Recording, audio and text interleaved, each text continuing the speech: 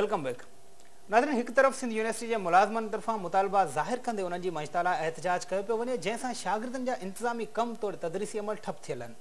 त ॿिए पासे सिंध बलोचिस्तान बॉर्डर ते क़ाइम शहजादकोट शहर के वाहिद डिग्री कॉलेज में गुज़िरियल एक महीने खां हिकु बि पीरियड न हली सघियो आहे।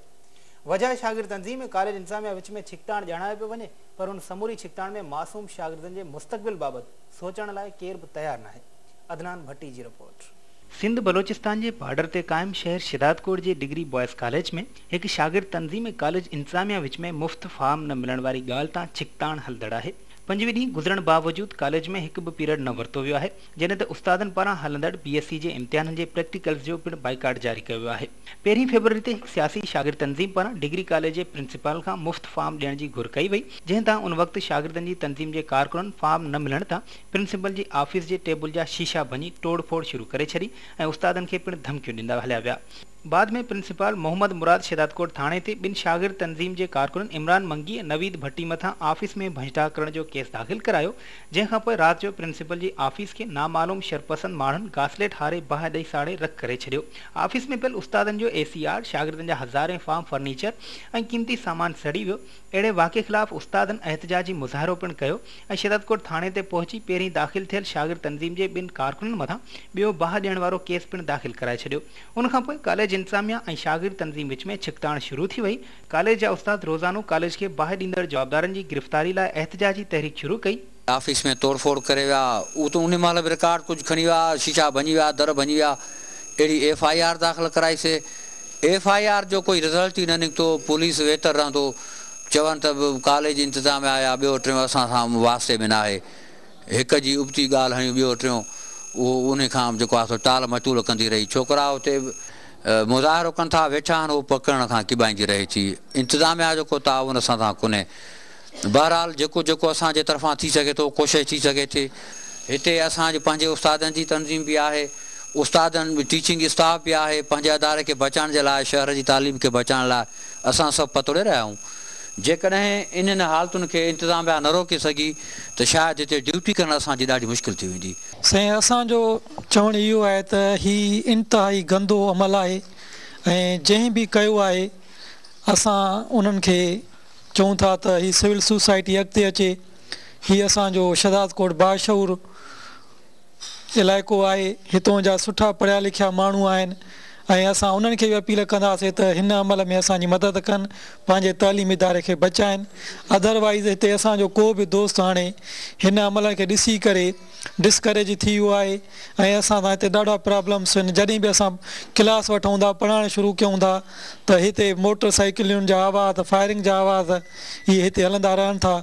असां शहजादकोट जे अवाम खे अपील कयूं था हू अॻिते अचनि, ख़ुदा जे वास्ते पंहिंजे इदारनि खे बचाइनि। जेके शरपसंद अनासिर आया आहिनि ऐं जंहिं जेको इहो वाक़ियो कयो आहे, इहे तालीम दुश्मन आहिनि ऐं तालीम खे तबाह कयो थो वञे। हथु वठी करे असांजे शहर जी तालीम खे, ऐं शहर जो वाहिद ई त कॉलेज आहे गवर्नमेंट जो, जंहिंखे जेको आहे इन तरीक़े सां जेके पढ़ण वारा ॿार आहिनि, ज़ाहिर ॻाल्हि आहे इन सां उहे डिस्करेज थींदा। उहे जेके इन क़िस्म जा वाक़िया ॾिसंदा त उहे बि जेके हेॾे न ईंदा ऐं उहे प्राइवेट इदारनि ॾे वञण जी सोचींदा।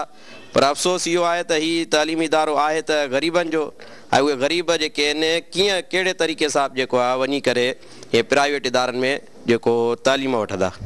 साईं, हाणे ज़ाहिर ॻाल्हि आहे इहो त असुलु कमु आहे एडमिनिस्ट्रेशन जो ऐं इंतज़ामिया जेको आहे उहा जेकॾहिं तहरुक न वठंदी तेसिताईं जेको आहे कुझु बि नथो थी सघे। साईं, हाणे जेको ही वाक़ियो पेश आयो आहे जंहिंमें प्रिंसिपल साहिब जी ऑफिस के बाहि ॾिनी वई आहे, उन में सॼो जेको पूरो रिकॉर्ड हुयो उहो सड़ी वियो आहे ऐं इन सां गॾोगॾु स्टूडेंट्स जी जेके फॉर्म्स हुया उहे सड़ी विया आहिनि।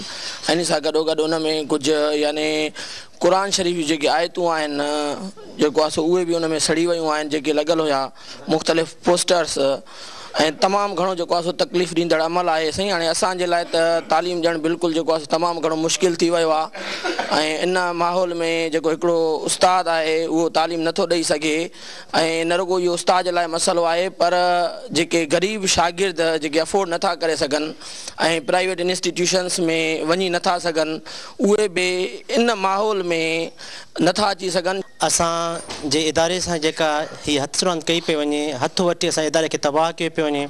असां मुख़्तलिफ़ वक़्तनि ते शहर वासियुनि खे सांझावंदनि खे पे अपीलूं कयूं आहिनि त असां सां सहकार कयो। असांजो इदारो ही जेको आहे इहो तव्हां सभिनी जो गॾियल इदारो आहे। हीउ क़ौमी इदारो आहे जिते ग़रीब ॿार पढ़ी सघे थो पियो, उनजी जेको आहे तालीम तबाह न कई वञे। लेकिन इन वक़्तु ताईं उन सिलसिले में सिर्फ़ु जेको आहे कन लाटार कई वई आहे, को सहकार कोन पियो वञे। आख़िर उहो नतीजो अची बीठो जो असांजी जेको आहे प्रिंसिपल जी ऑफिस खे जेको आहे बाहि ॾिनी वई ऐं उन में बाहि ॾियण जो इहो न सोचनि त इन में को सिर्फ़ु प्रिंसिपल जी ऑफिस खे बाहि ॾिनी आहे।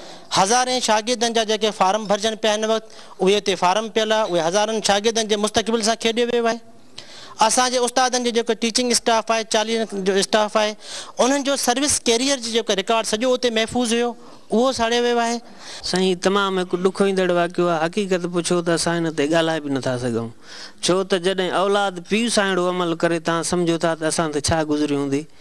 हाणे सम्झ में ॻाल्हि नथी अचे त सिंध जा ई सॼण पोइ अलाए छो पंहिंजी क़ौम जा दुश्मन थी पिया आहिनि ऐं इहे जेकॾहिं पंहिंजा रवैया न सुधारींदा त शायदि असां तबाह थी वेंदासीं। छो त वाहिरू वेरी थिए पोइ छा कजे, जेको वाहिरू हुजे उहो ई पंहिंजनि खे मारे, कंहिंखे दांह ॾियूं, काॾे वञूं। तव्हां शहर वारा ॿुधायो त तालीम जे असांजी हले त कहिड़े नमूने हले। ऐं असां सभिनी खे गुज़ारिश था कयूं, ख़ासि करे उन क़ौम परस्त धुरनि खे, त तालीम जो साथ ॾियो, तालीम खे बचायो। असां इहो इन खे तमामु जेका पुरज़ोर मज़मत कयूं था। ऐं अहिड़ी बुरी शइ आहे जेका बुरी हालत थी आई आहे ऐं बुरो वाक़ियो पेश आयो आहे जो ईअं न सम्झो वञे त हाणे हे कंहिं शहदाद कोट जे हिकिड़े कुंड वारे कंहिं सिंध जे कंहिं कुंड में हिकिड़ो वाक़ियो थियो आहे, पर इहा बाहि अॼु हिते जेका लॻी आहे इहा सॼे सिंध में लॻी वेंदी जेकॾहिं इन जे तदारुक न कयो वियो, जेकॾहिं उन ख़िलाफ़ु न कयो वियो, एक्शन न खयो वियो। ईअं न सम्झनि त सिर्फ़ु शहदाद कोट हिकिड़ो कुंड में हिकिड़ो वाक़ियो थियो आहे, हिकिड़े प्रिंसिपल सां थियो आहे या प्रिंसिपल ऑफिस सां थियो आहे या कुझु हथ चुरा थी आहे। हीअ असांजी तालीम जो जेको ॿेड़ो ॿोड़ी रहिया आहिनि, इहे दहशतगर्द या जेके दादागीर ऐं भत्ताखोर जेके आहिनि माण्हू उहे कनि था बीठा। मां अॻे बि हिकिड़नि दोस्तनि खे हिननि चयो त बाबा जेके तव्हां जेके तनज़ीमूं आहियो तव्हां असां एतिरो सहकार कयो, जेको ग़लति माण्हू थिए थो त घटि में घटि तव्हां जेको ग़लति वाक़ियो थिए थो को करे थो बीठो, तव्हां उन जी जेका असां मेंबरशिप त मुअतल कयो, तव्हां उन मेंबरशिप त मुअतल कयो। पर इहे तनज़ीमूं जेके आहिनि उनखे सपोर्ट करणु शुरू कंदियूं या छा कंदियूं आहिनि, तॾहिं त उन्हनि खे जेका आम रद अमल में उन्हनि खे अवामी मोट बि न मिलंदी आहे। शागिर्द तंज़ीम पारां प्रिंसिपाल खे हटाइण लाइ एहतजाज जारी करे कोटो मोटो चौक ते मरण घड़ी ताईं बुख हड़ताल ते वेही रहिया। मक़सदु साईं इहो आहे त असांजो प्रिंसिपल आहे मोहम्मद मुराद चुडियो, तमामु नाइल राशि प्रिंसिपल आहे। उन असांजे दोस्तनि जे मथां थोरियूं एफआईआर तटायूं जंहिं ते असांजे दोस्तनि एहतजाज थियोसीं। असां 10 ॾींहं मुसलसल एहतजाज थियोसीं, पुरमुन मुज़ाहिरा, बुत हड़तालियूं, रैलियूं, धरना हुआसीं, पर पोइ बि थड़ ते न निकितो। असांजो आख़िरी ऑप्शन इहो ई लास्ट त असीं ओसि ताईं न उथंदासीं, असांजे दोस्तनि जे मथां थोरा तेसि वापसि अची नाइल राशि प्रिंसिपल मोहम्मद मुराद चौधरी जो एहतसाब ते हटाए वञे। छो कॉलेज जो समूरो सामान, फर्नीचर, कंप्यूटर समूरो साइड ते पिया, कॉलेज में आहे ई न। सभु ॿार असांजे प्रिंसिपल थपाए पियो, वरी हाणे नओं हथ सां प्रिंसिपल कॉलेज जी बाहि ॾेई पंहिंजा जेतो उन्हनि 4 साल करप्शन ते हणंदा ऐं रिटायर पियो थिए 4-5 महीननि समूरा पंहिंजा इहे तारा तरतूत लिताइण लाइ बाहि ॾेई, उहो इल्ज़ाम बि असांजे दोस्तनि मथां आयो आहे। इहो उन्हनि जे लाइ एहतजाज आहे त उन ते हटाए ऐं असांजे दोस्तनि सां पूरा ते वापसि अचनि। कॉलेज में थींदड़ मोहम्मद मुराद प्रिंसिपल जी करप्शन आहे जेका तालीमी इदारे में निहायती जीअं थींदो आहे किने तरीक़े सां उन करप्शन कई आहे। शागिर्दनि जा फंड, स्कॉलरशिप जा फंड, टूअर्स फंड सभु मुकमल तौर हड़प कयूं वेठो आहे ऐं कंहिं बि शागिर्द खे हिनमहिल ताईं अॼु ताईं को बि फंड्स वग़ैरह मां का बि इज़ाफ़ो फीस न मिली आहे। हू जेको चवनि था त डिग्री कॉलेज जी प्रिंसिपल जेके ऑफिस खे जेका बाहि ॾिनी वई आहे उन्हनि इल्ज़ाम हणायो आहे तव्हांजे कारकुननि जे मथां केस दाख़िल कराया आहिनि। तव्हांजे मथां इहो इल्ज़ाम आहे तव्हां साड़ी आहे, तव्हां सही अथव, तव्हां साड़ी आहे या कंहिं ॿिए कंहिं?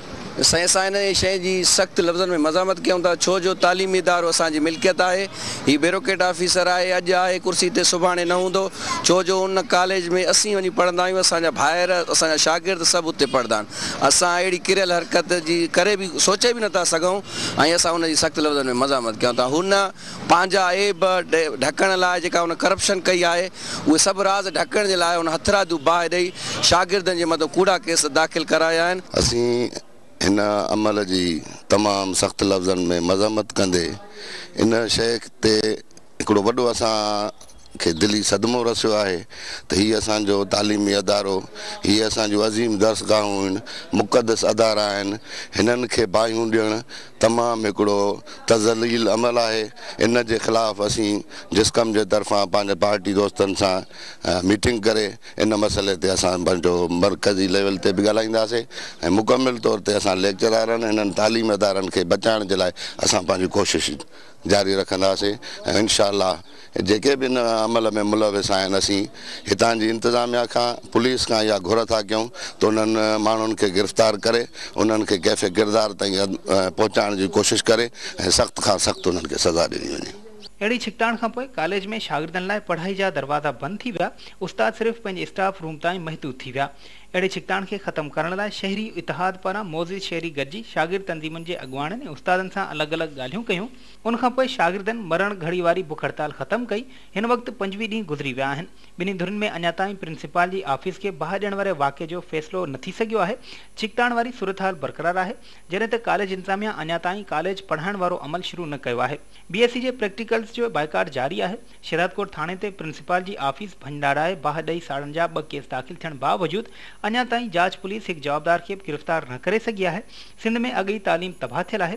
शहदादकोट डिग्री कॉलेज में 1 महीने खां छिकटाण हलण करे तालीम तबाह थी रही आहे, जॾहिं त सरकार ऐं ज़िले इंतिज़ामिया हिन वक़्त ताईं छिकटाण जो को बि नोटिस न वरितो आहे।